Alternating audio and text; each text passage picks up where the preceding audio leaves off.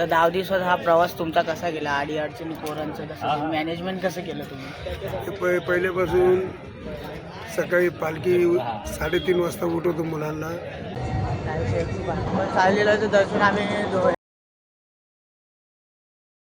सकाळ भावानो दिवस शेवटचा,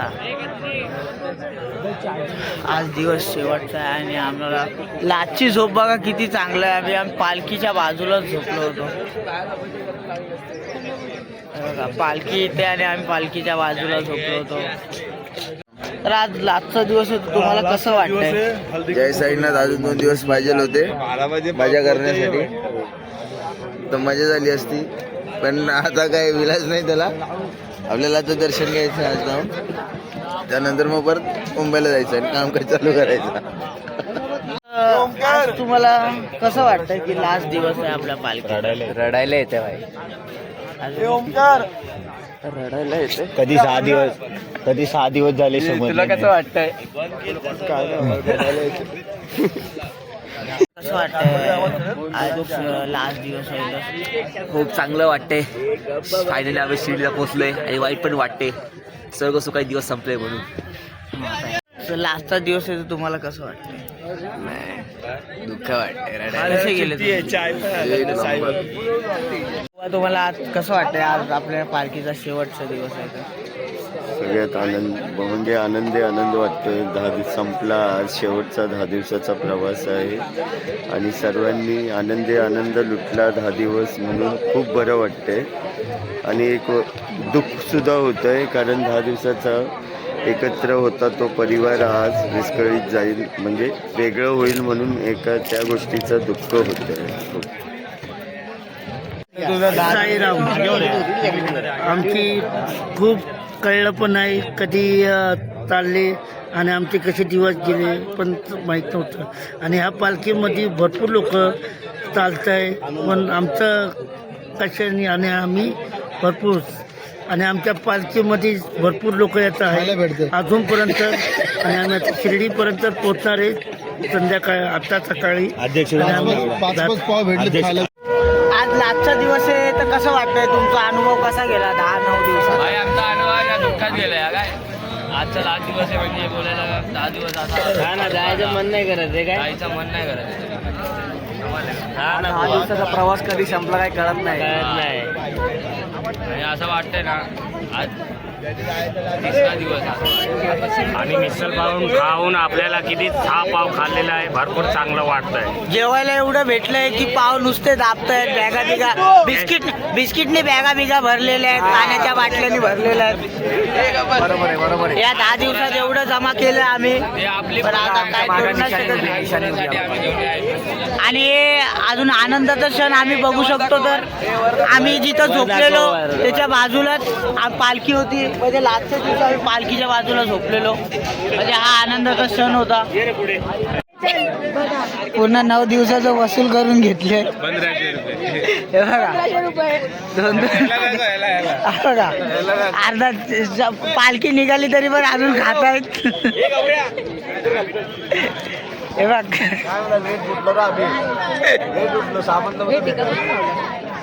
फायनली पालखी शिर्डीला जायला प्रस्थान झालेले.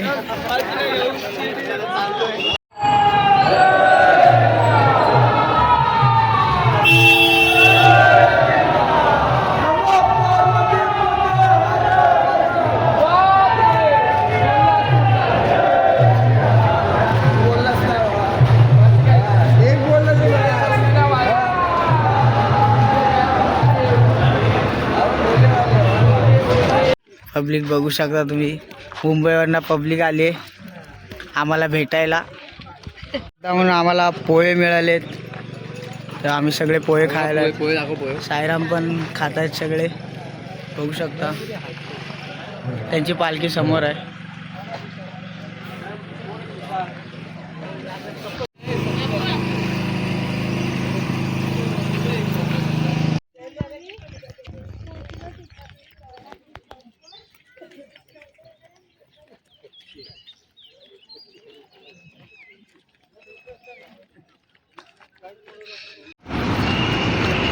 बाबांचं दर्शन झालंय शिर्डीमध्ये.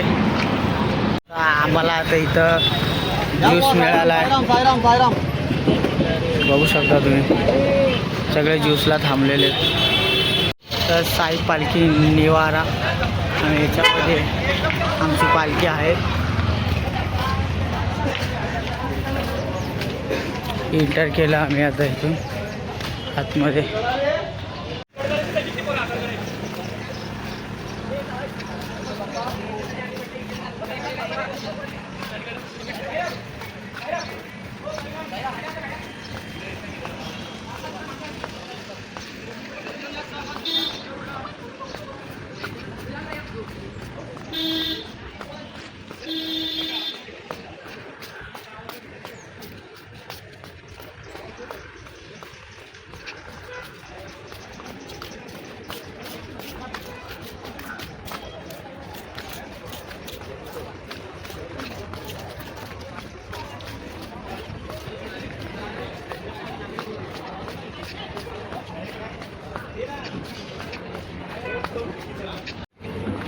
आमचा हॉल्ट आहे इथं. पालखीच्या वरती सगळे झोपलेत, बघू शकता तुम्ही. हे बघा आल्या आल्या सगळे झोपलेले आहेत. लास्टच्या दिवसाची 9 दिवसाची झोप हे सगळे एकदमच काढतायत. तोंडावर हसू आणि मनात दुःख घेऊन चालणारे लोक. आता बघा कसे.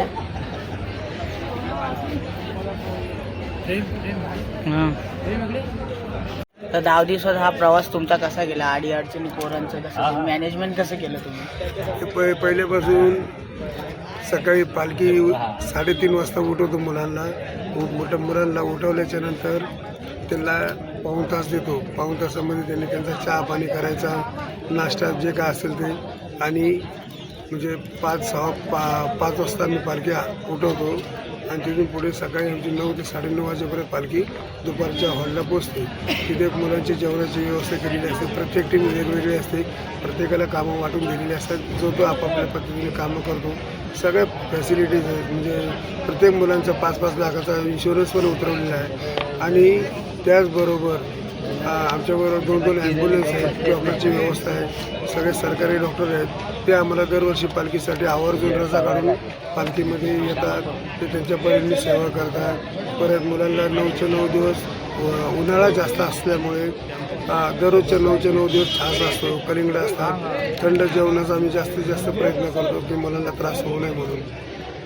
साईराम, तर बघू शकता आता ह्या 9 दिवसाचं आमचं मॅनेजमेंट एवढं चांगलं केलं. बुवांनी कोणालाच हानी नाही, कोणाला त्रास नाही, कोण उपाशी नाही. सगळे पोट भरून खाल्लं. पाव हे लोक हे बघा, हे सगळे पाव बिव लादीचे सगळं संपवले. बिस्किट पुढे एकेकाची बॅग बघायला गमच्या सोडला नाही, साधा गमच्या सोडला नाही. एकेकाने चष्मे पण गायब झालेले.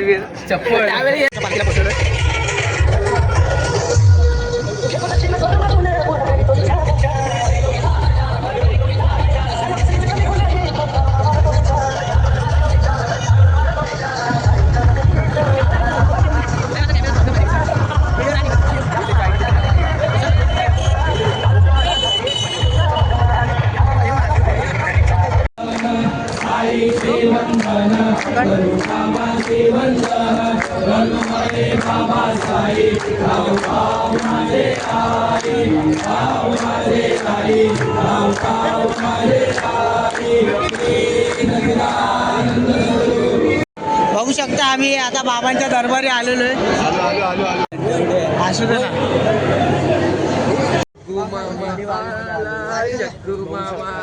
आयडी कुठं आहे तुमचा? आयडी नाही दिसता मला.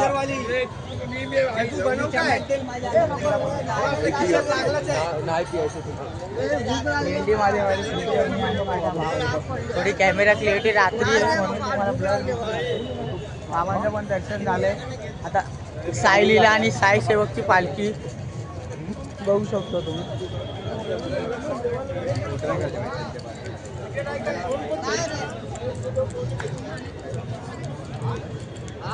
फर्स्ट टाइम मी आता 2-3 वर्ष ब्लॉग बनवतो, पण मला आत्ता दर्शन भेटलं हे बनवायला इकडचं. हे बघा, साई सेवकची पालखी. पब्लिक सगळे लाईनीमध्ये आहेत. हे बघा आमची साई माय. तर आम्ही बघू शकता आम्ही साई सेवकच्या पालखी आहे. साई सेवकची पालखी.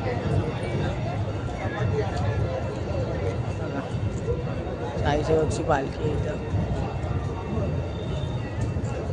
हे तर मी आता साईलीलाच्या पालखीला आलो. साईलीलाचं दर्शन आम्ही एकदा दोनदा तीनदा घेतलेलं आहे. खूप वेळाला घेतलेलं दर्शन आहे. बघू शकता साईलीलाची पालखी. सगळे दर्शनाची रांगात उभे आहे. साईराम साईराम. आता आम्ही इथून बाहेर चाललोय. तर चला मग. हो, विश्वास होत नाही. मोबाईल घेऊन आतमध्ये घेऊन ठेवले. आमचे 5-6 जण सेम जागेवर फोन ठेवले होता, सेम जागेवर. पण मला एकट्यालाच सोडलं, बाकी सगळ्यांना पकडलं लागोपाठ लाईनीमध्ये. विश्वासच होत नाही. आतमध्ये फोन घेऊन गेलोय, सगळे व्हिडिओ काढलेत, फोटो काढलेत. बघा 1 2 3 4 अजून 2-3 जण आहेत. त्यांनी पण सेम जागेवर फोन ठेवला. पण कोणाला सगळ्यांना पकडलं. पण मला आतमध्ये एंट्री भेटली बाबांच्या आशीर्वादाने. मला थोडंफार तुम्हाला दाखवण्याचा चान्स भेटला. कारण की एवढे 2 ब्लॉग झाले माझे. त्याच्यामध्ये मी मंदिरातलं काहीच दाखवलं नव्हतं.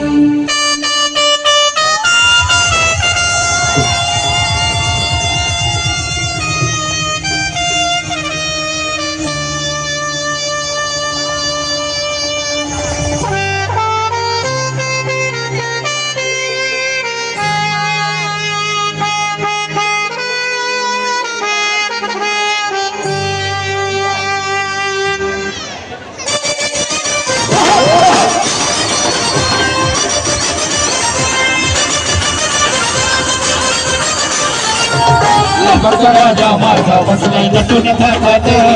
राजा माझा बसलाय नटून थाटात. राजा माझा बसलाय नटून थाटात. हो भगिनी गाली राजाची, भगिनी गाली राजाची, राव गणेश नगरात. राजा माझा बसलाय नटून थाटात. राजा माझा बसलाय नटून थाटात. राजा माझा बसलाय नटून थाटात. पहाटाचे 5:30 वाजलेत. काकड आरतीला बाबांचं दर्शन झालंय. बघू शकता तुम्ही.